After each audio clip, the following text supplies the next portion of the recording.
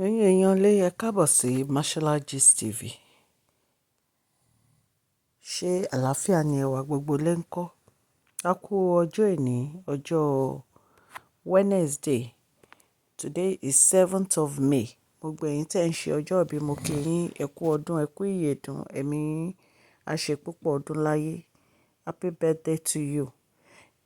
Èyí tí a gbọ́ òní wedding ti Kábíyèsí àti Dr. Elizabeth lọ.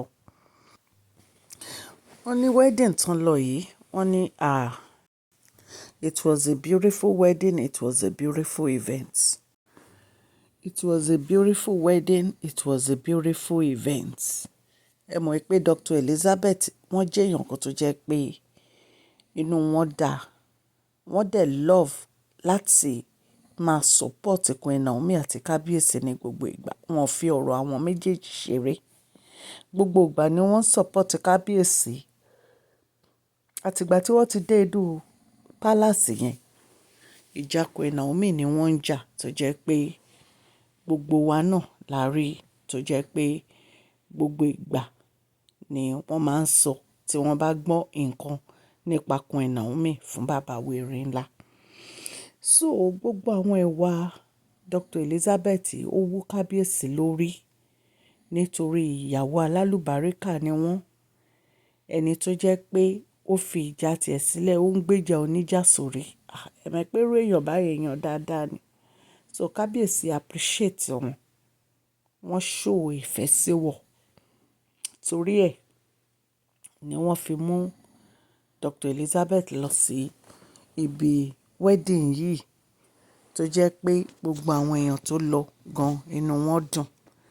Àwọn tó ń bá ń bẹ̀ gan inú wọn dùn láti rí Dr. Elizabeth. Ẹ rí Queen Naomi àti Dr. Elizabeth, ẹ̀yin èèyàn lé, wọ́n fẹ́ ní ìwà kan náà, ìwà ìrẹ̀lẹ̀. Inú wọn mọ́, inú wọn dá, wọn rúbi sẹ́ni ẹlẹ́ni, wọ́n ń ṣe ìtọ́jú bàbá wèrè ńlá ní gbogbo ìgbà ni. So wọ́n ní ọ̀rọ̀ Kábíyèsí àti Dr. Lizzie yìí, wọ́n ló jẹ́ nǹkan tó jẹ́ pé ó fa jealousness o. Wọ́n ló fa jealousness o, ẹ̀yin èèyàn lé bá ṣe gbọ́ nìyẹn. Ẹ̀yin náà mọ̀ kúkú wípé òrìṣà jẹ́ ń pé méjì obìnrin kò dénú. Kí ni ẹ rò wípé ó máa fà nígbà tí Kábíyèsí mú Dr. Elizabeth tán mú wọn jáde? Anyway, kì í ṣe nǹkan tó easy. Ṣùgbọ́n inú mi dùn bí bàbá wèrè ńlá ṣe mú Dr. Elizabeth jáde. Inú mi dùn gan. Dr. Elizabeth deserve nítorí ìgbà tán ti wà nù ààfin yẹn, wọn ò ní ẹnikẹ́ni lára. Wọn ò ní kí tọmọ ẹnìkejì wọn má dà. Wọ́n ń ṣe ojúṣe wọn gẹ́gẹ́ bí aya rere fún bàbá wèrè ńlá ni. So gbogbo ìgbésẹ̀ tí àwọn àti Kábíyèsí dẹ̀ ń gbé òní bí Queen Naomi ṣe máa padà wá sínú palace. Ìtorí ẹ̀ ni wọ́n fi ń rí ojú rere bàbá wèrè ńlá ní gbogbo ìgbà. Ni bàbá wèrè ńlá fi ń support wọn. Ẹ wo ìgbà tí bàbá wọn ń ṣe birthday, ẹ wo bí Kábíyèsí ṣe lọ síbẹ̀ tán jókòó, tọkàn wọn balẹ̀. Ìwà wọn ni Yorùbá ní ìwà rere lẹ̀ṣọ́ ènìyàn. Ìwà tí wọ́n ń wù òní ó jẹ́ kí bàbá wèrè ńlá máa ṣe báyẹn fún wọn. So kí Dr. Elizabeth kó continue láti máa ṣe dáadáa. Nítorí pé ẹni tó bá ṣe dáadáa wàá máa sọ. Ọlọ́run Elédùmarè á dẹ̀ bá mi dùn wọ́n nínú. Gbogbo nǹkan tí wọ́n ń bẹ Ọlọ́run fún, Ọlọ́run á fi fún wọn. Àwọn náà finú ṣoyún wá fẹ̀yìn gbọmọpọ̀n ní agbára Ọlọ́run. Àárín àwọn àti bàbá wo ò ní dàrú. Bẹ́ẹ̀ náà ni àárín Queen Naomi àti Kábíyèsí ò ní dàrú. Àwọn méjèèjì wọn á pẹ́ fún bàbá wa erin ńlá. Ẹ̀yin èèyàn lé, a tún wá gbọ́ pé Queen Naomi ti fẹ́ parí àwọn moon rituals wọn, full moon ritual. A sọ̀rọ̀ bí Kábíyèsí ṣe mú ìrùkẹ̀rẹ̀ tí wọ́n fi ránṣẹ́ lọ sí ilé àwọn Queen Naomi. A dẹ̀ sọ̀rọ̀ nípa ìrùkẹ̀rẹ̀. Ẹ mọ̀ pé tó bá láṣẹ, nǹkan tí ọba tó bá fi mú ìrùkẹ̀rẹ̀, ó mì pé ọ̀rọ̀ yẹn ti yanjú nìyẹn nítorí ìrùkẹ̀rẹ̀ ó signify agbára àti àṣẹ. So a sọ̀rọ̀ nípa àwọn Rachel àti Queen Naomi ti ṣe wọ́n náà ti fẹ́ parí ẹ̀ torí wọ́n ní gbogbo ọ̀nà ní kábíyèsí fẹ́ kí wọ́n wá jókòó sí ààyè wọn kí wọ́n wá máa ṣe gbogbo àwọn iṣẹ́ tó yẹ kán ṣe as a queen. Gbogbo ibi tó yẹ kán travel lọ gbogbo ẹ̀ náà ló wà ńbẹ̀ ló wà ńlẹ̀.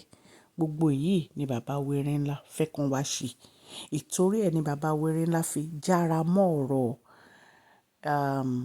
return to the palace wọn. A gbọ́ pé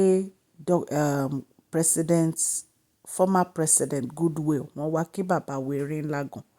Wọ́n bá Queen Naomi sọ̀rọ̀ ìpè kan tètè ìpè torí àwọn miss àwọn àti kábíyèsí pọ̀. Ẹ mọ̀ pé tí wọ́n bá parí ritual yìí wọn lè rí àwọn àti kábíyèsí pọ̀. Nǹkan tá a gbọ́ nìyẹn o allegedly o mi ò bá wọn gbé inú palace nǹkan tí mo gbọ́ ni mo wá torchlight sí. Ṣùgbọ́n gbogbo wa la ti miss láti má rí kábíyèsí àti Queen Naomi pọ̀. In fact gan èèyàn kan send text sí mi pé kánjọ kan tètè yanjú gbogbo kinní yìí o torí àwọn ti miss wọn. Yeah, we want them together, we want to be seeing them together. A fẹ́ máa rí wọn pọ̀. So Ọlọ́run Elédùmarè ọba láàánú á jẹ́ kán yanjú gbogbo ritual yìí. Wọ́n á dẹ̀ padà wá sí inú ààfin bàbá wẹrẹ ńlá.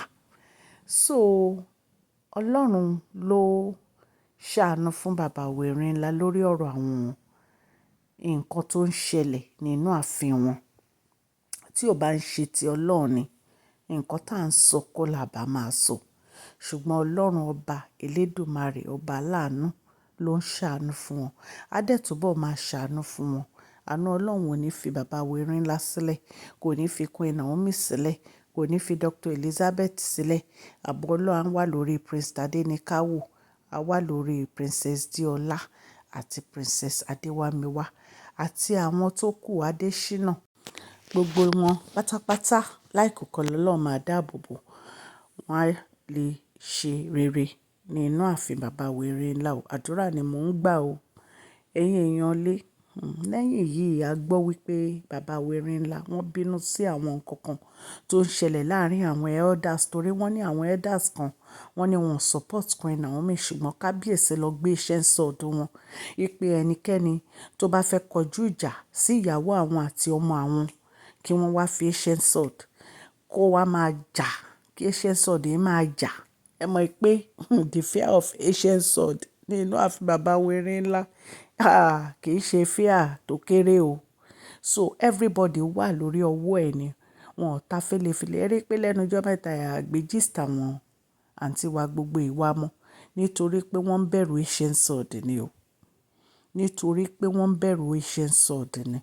So Queen Naomi àti Dr. Elizabeth nìkan ni a máa sọ gist wọn nítorí ancient sword àti ìyá onífá wọ́n ń ṣiṣẹ́ tó yẹ kán ṣe nínú ààfin wọn. Everything ló wà in place right now.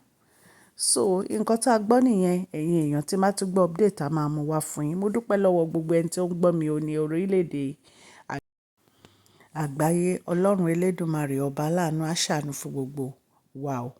Bí mo ṣe máa ń sọ allegedly ní gbogbo àwọn nǹkan tá a gbọ́ yìí tá a wá torchlight sí. Ṣùgbọ́n pé kábíyèsí àti Dr. Elizabeth wọ́n lọ síbi wedding wọ́n jọ jáde fún outing ìyẹn ń ṣe allege. Gbogbo yín náà lè rí wọn lórí social media. Ẹ̀yin èèyàn lé. Ẹ má gbàgbé prize giveaway wa ó ń bọ̀ ní July 15. Ẹ máa gbáradì. Ẹ máa comment, ẹ máa like, ẹ máa subscribe bí a ṣe lè fún yín ní price nìyẹn. Mo dúpẹ́ lọ́wọ́ gbogbo ẹ̀yin subscribers. Ọlọ́run Elédùmarè á bá mi dúpẹ́ lọ́wọ́ fún gbogbo bẹ́ẹ̀ ṣe ń support channel yìí. Ààbò Ọlọ́run, àánú Ọlọ́run kò ní fi yín sílẹ̀ o. Àti ẹ̀yin àti ìdílé yín àti èmi tí mò ń sọ̀rọ̀. Orúkọ mi ò yí padà, Máṣọ́lá ni orúkọ mi. Yorùbá ni à ń sọ lórí ìkànnì yìí. À ń sọ nítorí pé a fẹ́ gbàgbé àṣà àti èdè wa dẹ̀ tún sọ fún ọ̀pọ̀lọpọ̀ àwọn tí wọ́n gbọ́ Gẹ̀ẹ́sì. Sọ̀rọ̀ nípa celebrity gist, royal gist, politics àti gbogbo nǹkan tó ń ṣẹlẹ̀ ní agbègbè orílẹ̀-èdè bàbá wa ní ilẹ̀ Nàìjíríà. Tí ẹ bá ti subscribe, ẹ tẹ notification bell yín kẹ́ ẹ subscribe so that tá bá ti post any gist ẹ máa rí. Òkè ni ọlá yín á máa lọ, ọlá yín ò ní lọ ìsàlẹ̀ láíláí. Ẹ má gbàgbé prize giveaway wa ó ń bọ̀ lọ́nà. bí mo ṣe sọ lẹ́ẹ̀kan ní July 15. Ẹ jẹ́ má gbàgbé kẹ́ fún fídíò yìí ní thumbs up. Ẹ̀yin tẹ́ bá ti subscribe, subscribe sí channel yìí o. Please share this video, like and subscribe. God bless you. Bless you all. Mashola Gist TV. Love you all.